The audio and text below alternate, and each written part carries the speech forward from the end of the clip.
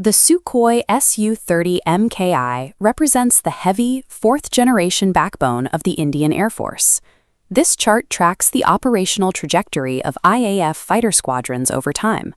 Active squadron strength is depleting well below the mandated 42 squadrons, and the indigenous fifth-generation replacement, the AMCA, faces delivery timelines extending into the 2030s. Retrofitting aging 1990s airframes with full 4.5-generation avionics yields rapidly diminishing economic returns. Pouring billions into legacy platforms simply to keep them flying does not balance against the capital needed to develop new technology. To bridge this gap, military planners are executing a bifurcated modernization strategy. They are splitting the Su-30MKI fleet into two entirely different tactical roles. Surviving in a modern contested airspace without fifth-generation stealth requires shifting both the aircraft's materials and its tactical doctrine. This 3D wireframe visualizes the Su-30MKI's physical vulnerability. Large canards, open intakes, leading edges, and pylons, highlighted in red, create a massive radar cross-section. This highly reflective geometry makes it an easy target for surveillance systems, capable of tracking the aircraft from 300 kilometers away. To suppress this signature, the Defense Laboratory in Jodhpur developed a highly specialized radar absorbent material, or RAM, a polyurethane-based paint infused with magnetic functional fillers.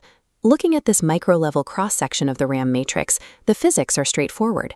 Instead of reflecting incoming X-band and S-band radio signals back to the source, the magnetic fillers physically absorb the waves and dissipate them as heat.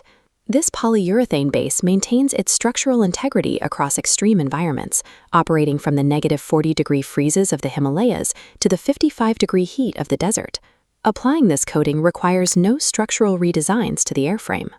It is a modular application that adds only 50 to 100 kilograms of total weight. This top-down radar radius model demonstrates the material's effect. Reducing the radar cross-section cuts the enemy's detection range in half, from 300 kilometers down to 150. This reduction buys pilots critical reaction time for first look, first kill beyond visual range engagements. But physical visibility is only half the threat in the invisible battle space of electronic warfare. Adversaries use jamming to overpower incoming signals, or spoofing to feed false positional data. To secure the aircraft's navigation, the Super Sukhoi upgrade integrates state-of-the-art multi-constellation GPS antennas. This network topology diagram illustrates the system pulling multiple satellite networks. The antenna pulls data simultaneously from NavIC, GPS, GLONASS, Galileo, and GAGAN. If a hostile spoofing signal corrupts the GPS node, uncorrupted NavIC and Galileo nodes provide immediate cross-verification, securing the navigation vector. The hardware maintains this multi-signal lock under extreme duress, operating at altitudes up to 21 kilometers, speeds reaching Mach 1.5, and loads of 9 Gs. Maintaining a sovereign, uninterrupted signal lock under severe kinematic and electronic stress elevates this aging airframe into a highly survivable 4.5-generation asset. Logistically, attempting to install entirely new radars and avionics across all 260 heavily flown airframes is financially unworkable.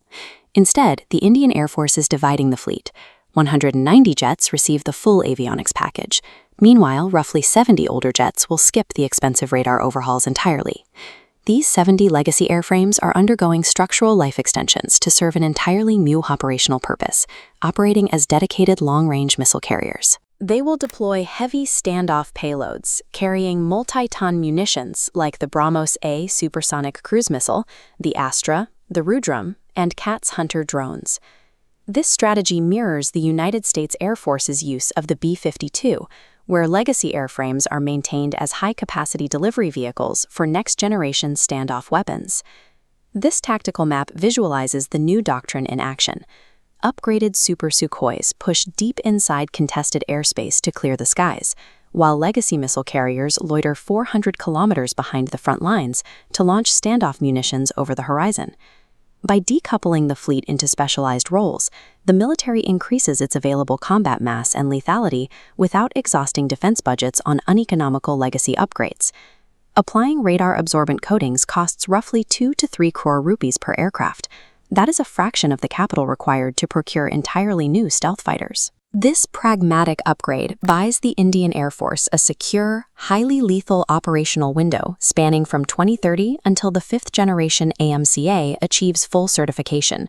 It relies on three pillars: applying advanced RAM coatings to mask physical geometry, installing multi-constellation antennas to guarantee resilience, and bifurcating the fleet to extract maximum value from older airframes.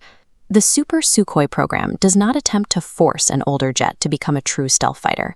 It is a calculated exercise in systems engineering designed to dominate the skies today. By aligning material science, electronic architecture, and tactical doctrine, the Air Force is securing its defense posture for the next 2 decades of modern warfare.